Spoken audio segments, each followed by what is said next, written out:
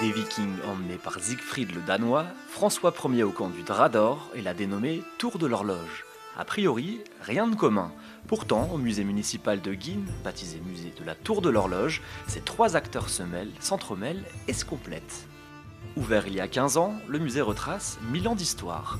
Du Moyen-Âge avec les invasions vikings à partir de 928, en passant par la célèbre entrevue du camp du Drap d'Or entre François Ier et le roi d'Angleterre Henri VIII, et enfin la construction de la Tour de l'Horloge à partir de 1763.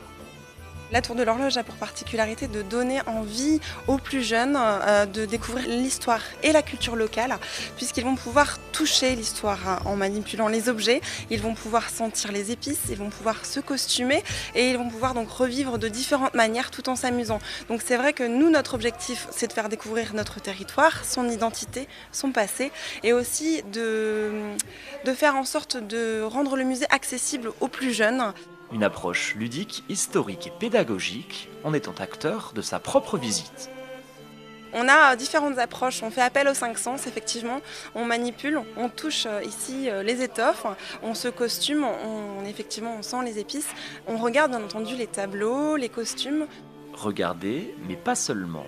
Ici, vous vous mettez littéralement dans la peau des personnages. Tel notre chevalier que nous avons ici, qui fait une petite référence par exemple au chevalier Bayard, le chevalier sans peur et sans reproche.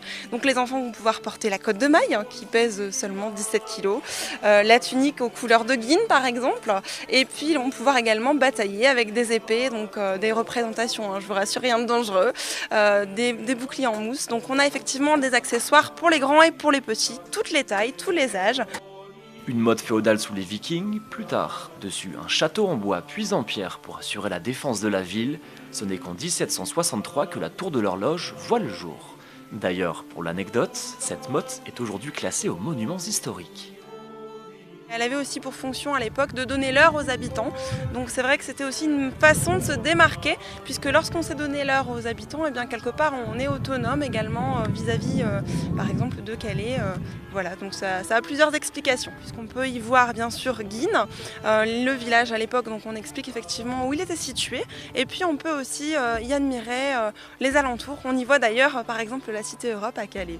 Un musée étonnant qui donne à tous la possibilité de survoler 1000 ans d'histoire guinoise à travers 3 faits marquants.